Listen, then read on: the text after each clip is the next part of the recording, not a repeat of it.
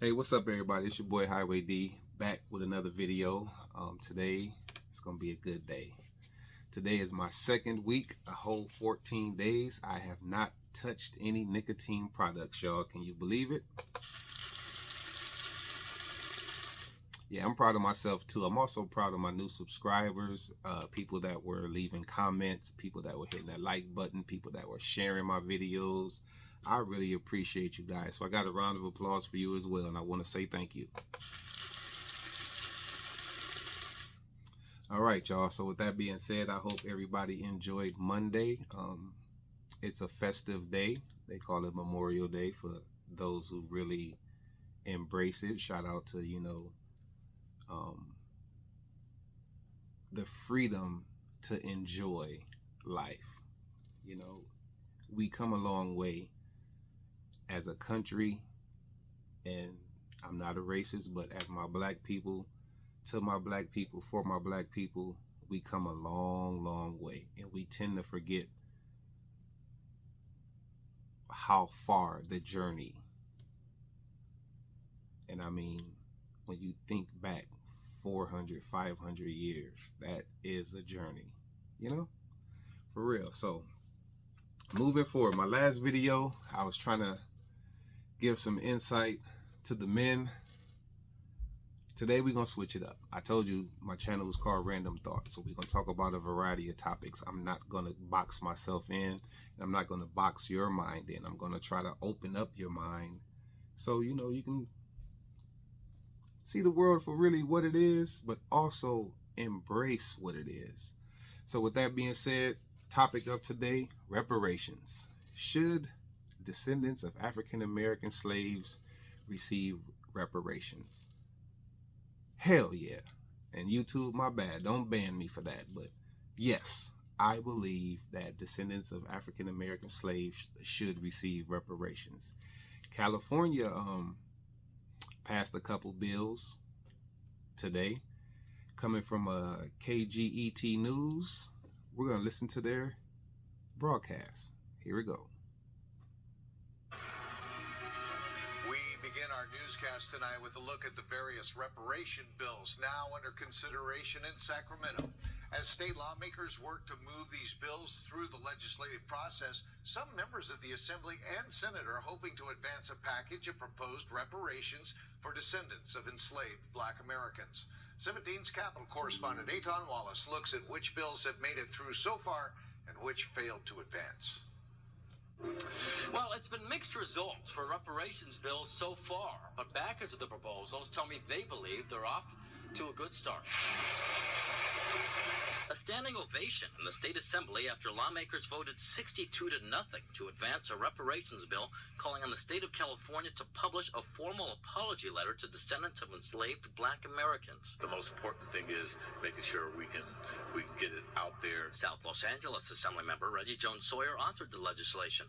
While he acknowledges California was never formally a slave state, he says since its inception in 1850, the state has implemented policies negatively impacting Black Californians to this day, noting California's first governor, Peter Burnett, was a slave owner from the South who openly called for creating a whites-only American West and helped put in place a law to send slaves back to the South if they fled. A letter not only talking about California's complicity in chattel slavery, but making sure that California actually apologizes for what has happened. Not to make anyone feel guilty, but to serve as a healing document.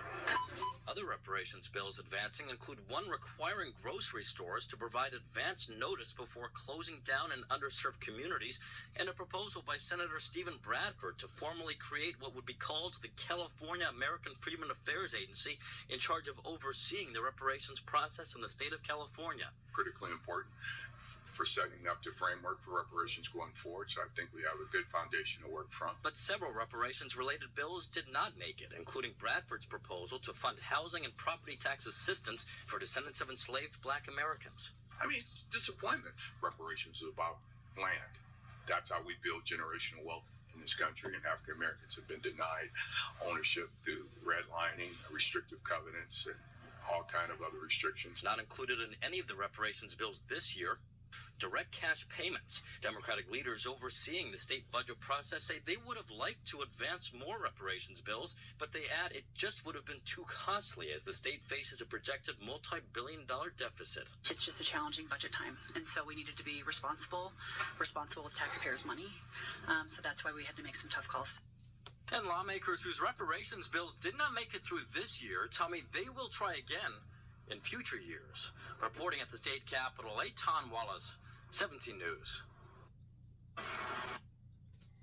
All right, y'all. Well, there it is. California is trying to light that reparations fire. Well, I'm going to give them a round of applause just for the effort. And I gave that to California because they honestly didn't have to do it. They are not a slave state. But sounds like they are the first state to make the initiative to get the ball rolling, to see if they can provide reparations for descendants from slavery, So kudos to them, man. One more time. Now, we all listen to the video. So here's my thought on it. First of all, foremost, yes, I support reparations. Excuse me, y'all. And not just because I'm black, I just feel like it's the right thing. When you think about the Indians, that community, they receive their land, they receive their cash payments. If you go to these Indian reserve locations, they have their own community. No troubles. Why we can't? And that's a question for America, especially the powers that be. Why not? And nothing taken away from the Indians, but if you check the American history, they kind of provided the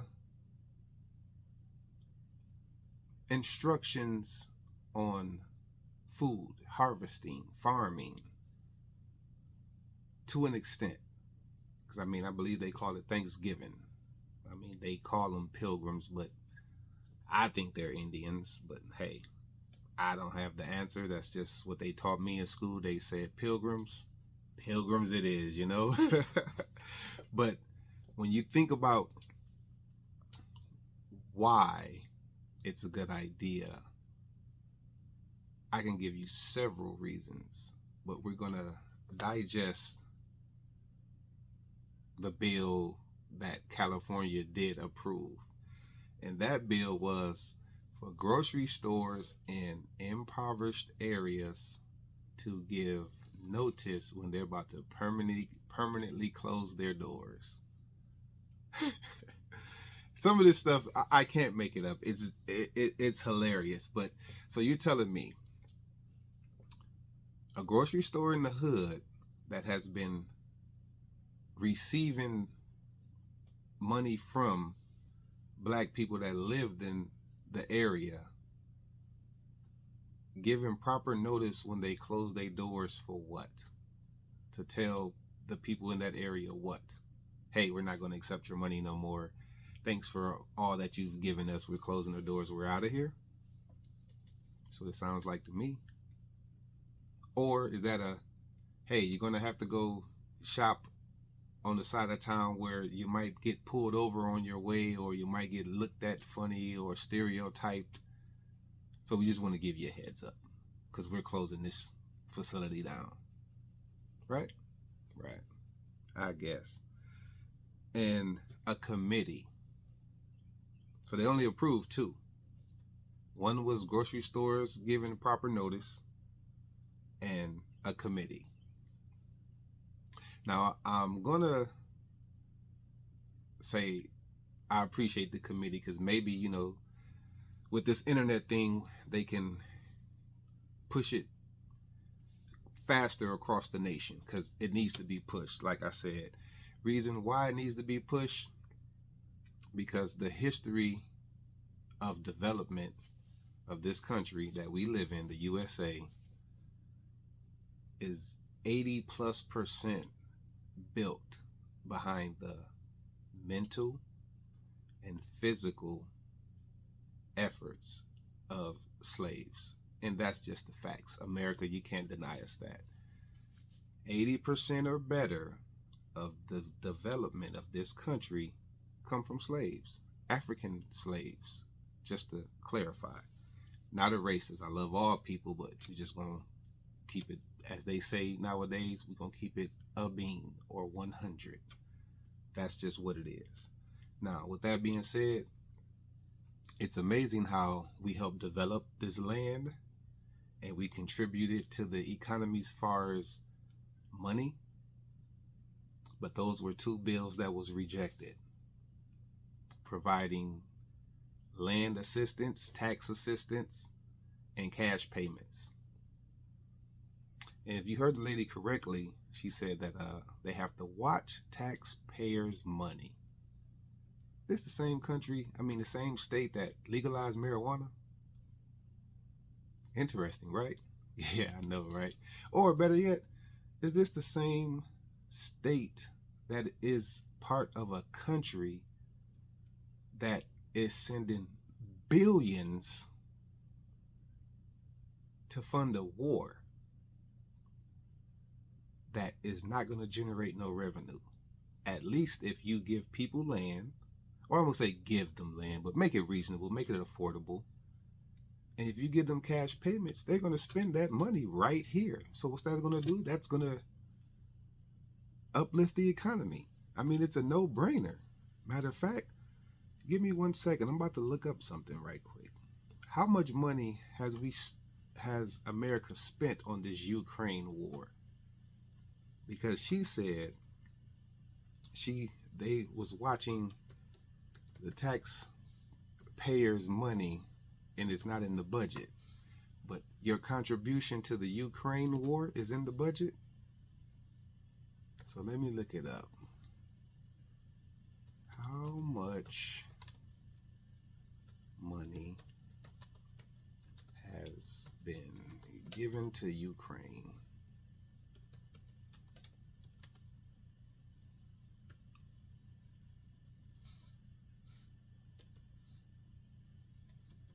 My bad, y'all. I'm kind of slow. Hold on. I'm coming.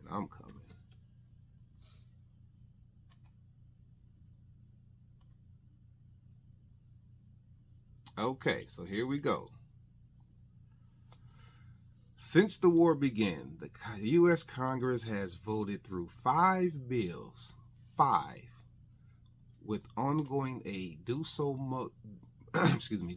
most recently, April 2024. The total budget authority under these bills, the headline figure often cited by news media, is $175 billion. $175 billion going that way, as the Migos say, that way. But we can't get $100 billion this way? Or should I say this way? And to be totally honest with you, we can, if we take a poll, a lot of people wouldn't even want $1 million. To be honest with you, America. Give us a piece of land, about $300,000 tax-free. We can work that. Think about it. We came over here with nothing, butt naked, and look how we worked that. We weren't allowed to read. We weren't allowed to think. We weren't allowed to speak. And look how we worked that. But y'all gave Ukraine $175 billion? Man, I'm telling you, if we would collectively come together, and what I mean by coming together, for real, if we would come together and start speaking to our community or our communities, if we really just took the initiative to really start educating each other we could get this bill passed. We can get those reparations, especially now. Now is the time. And no offense to the LGBTQ community, but if they can make it happen, we can make it happen. Seriously, if they can make it happen, we can make it happen. You know, and like I said, 175 billion to Ukraine. I'll be the first one to vote for reparations. Seriously. And it doesn't have to be no crazy number. You know, if you ask me, let's do the 40 acres and the mule thing. Except for the mule and the 40 acres, let's just break it down. 10 acres, 300,000 each. You know, and don't get me wrong, I understand, you know, with the societal programming, some of us are not prepared to maneuver with that type of benefit. You know, we was gonna call a spade a spade. Everybody's not equipped with the mental mindset to make things happen. I mean, I'm watching it, you know. Should there be some guidelines? Yeah. Should it be a hierarchy? Yes. And I don't mean like you're better than someone, but if you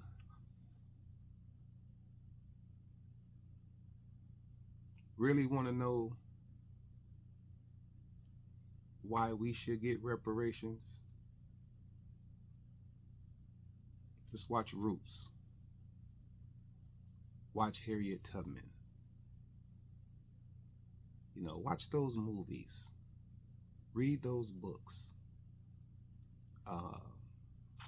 I can't think of the author, but the book is called White Wealth, Black Labor, or something like that. Or Black Labor, White Wealth, something like that. In my next video, I'll make sure I, matter of fact, one second, let me look it up. Give me a second, y'all, my bad. But at any time, hit that like button, subscribe to the channel, hit that notification bell, because I promise you, I'm gonna give you that content. So yes, it's called Black Labor, White Wealth, The Search for Power and Economic Justice by Claude Anderson. I'm gonna repeat, it's called Black Labor, White Wealth, and the author is Claude Anderson. It's a great read. It's gonna break down why we should get reparations. Seriously. So, I mean, that is my random thought today. Once again, I want to thank you guys for stopping by. I appreciate you, and we will grow as a community, especially if you subscribe to my channel, hit that notification bell. I'm going to give you some pure, honest, transparent point of view / information / resources that's going to make us, and what I mean by us, you and I, it's going to make us better people, because that's the goal, is to make the world a better place. So once again, it's your boy Highway D. Appreciate you guys stopping by my channel. Random Thoughts 365. Y'all make me who I am, and I appreciate you.